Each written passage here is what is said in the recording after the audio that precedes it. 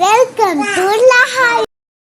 Hello friends, இந்த வீடியோவில் நான் கூட என்ன ஷேர் பண்ண போகிறேன்னா, நம்ம குட்டி பாப்பாவுக்கு குட்டியான கஞ்சி ரெசிபி தான். ஆமாங்க, இன்ஸ்டண்ட்டாக கஞ்சி எப்படி பண்ணலான்றது தான் இந்த வீடியோவில் நான் உங்கள் கூட ஷேர் பண்ண போகிறேன்.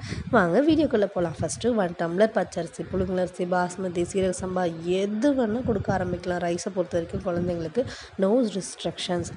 ஏன்னா கார்போ மட்டும்தான் இருக்கும். ஸோ எல்லா விதமான ரைஸுமே குழந்தைங்களுக்கு டைஜஸ்ட் ஆகிடும். நெக்ஸ்ட்டு அது கூட 4 வகையான பருப்புமே ஒரு ஸ்பூன் ஆட் பண்ணிக்கோங்க.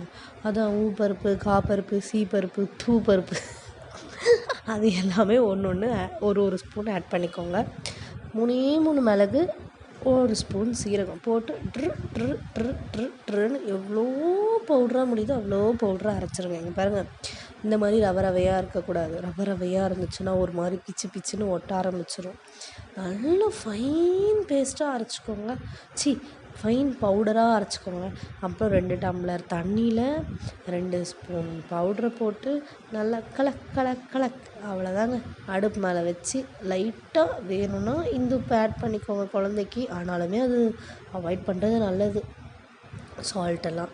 ஸோ நீங்கள் இந்த கஞ்சி மட்டும் செஞ்சு கொடுத்துப்பா. இந்த மாதிரி நீங்கள் உங்கள் குட்டீஸ்க்கும் இன்ஸ்டண்ட்டாக செஞ்சு கொடுங்க. எங்கேயா கெஸ்ட் வீட்டுக்கு போகிறோம், இல்லைனா டக்குன்னு ப்ரிப்பேர் பண்ணணும், ஸ்டோர் பண்ணாமல் ஃப்ரெஷ்ஷாக கொடுக்கணும், இல்லை சிக் டைமில் நம்ம ஸ்டோர் பண்ண ஃபுட் கொடுக்கறதுக்கு இந்த மாதிரி ஃப்ரெஷ்ஷாக மேட் பண்ணி ஃப்ரெஷ்ஷாக கொடுக்கறது நல்லது ஃப்ரெண்ட்ஸ். ஸோ இதை நீங்கள் செஞ்சு கொடுங்க குழந்தைக்கு. கூட வேணால் துளியூண்டு நெய் ஆட் பண்ணிக்கலாம். அந்த டேஸ்ட்டுக்காக துளியூண்டு நெய். பிள்ளைங்களுக்கு காரம் கொடுக்க பழகிட்டிங்க அப்படின்னா கொஞ்சம் வரமிளகா அந்த தோலெல்லாம் நீக்கிட்டு உள்ளே இருக்க விதையெல்லாம் எடுத்துகிட்டு மேலே இருக்க தோல் மட்டும் 4 கிள்ளி கஞ்சியில் கலந்துக்கோங்க. பவுடரில் அரைக்காதீங்க, ஹெவி காரம் ஆகிடும். கஞ்சியில் கலக்கிக்கோங்க.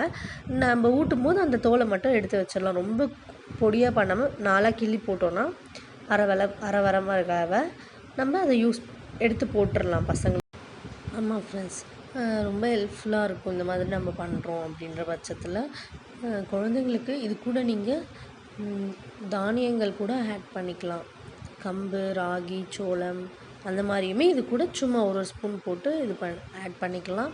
இல்லைன்னா இது கூட நம்ம கேரட்டு, பீட்ரூட் அதெல்லாமே அந்த மிக்சியில் நம்ம போட்டு பவுட்ரு பண்ணுறோம்ல, நமக்கு தேவையான 2 ஸ்பூனை மட்டும் ரெஸ்ட் அந்த மிக்சிலே வச்சுட்டு அது கூட நம்ம கேரட்டு, பீட்ரூட்டு எது வேணுமோ அதை மிக்சிலே போட்டு அரைச்சிட்டோன்னா அது நமக்கு அதில் இருக்க வாட்டர் ப்ளஸ் வந்துட்டு நமக்கு கேரட்டோட எசன்ஸ், பீட்ரூட்டோட எசன்ஸ் எல்லாமே அதில் அப்சர்வ் ஆகிடும். அதையுமே நம்ம கஞ்சி மாதிரி கலக்கி கொடுத்துருக்கலாம். குழந்தைங்க தனித்தனியாக இருந்தால் சாப்பிட மாட்டாங்க. அப்படின்ற பட்சத்தில் நம்ம ஏதோ ஒன்று ட்ரை பண்ணி கொடுத்துட்டே இருக்கணும். அப்போ தான் அவங்க கொஞ்சமாவது சாப்பிட ஆரம்பிக்கிறாங்க. என்ன பண்ணுறது, வேறு வழி இல்லை. இந்த காலத்தில் ரொம்ப அடம் பண்ணுறாங்க சாப்பிடவே.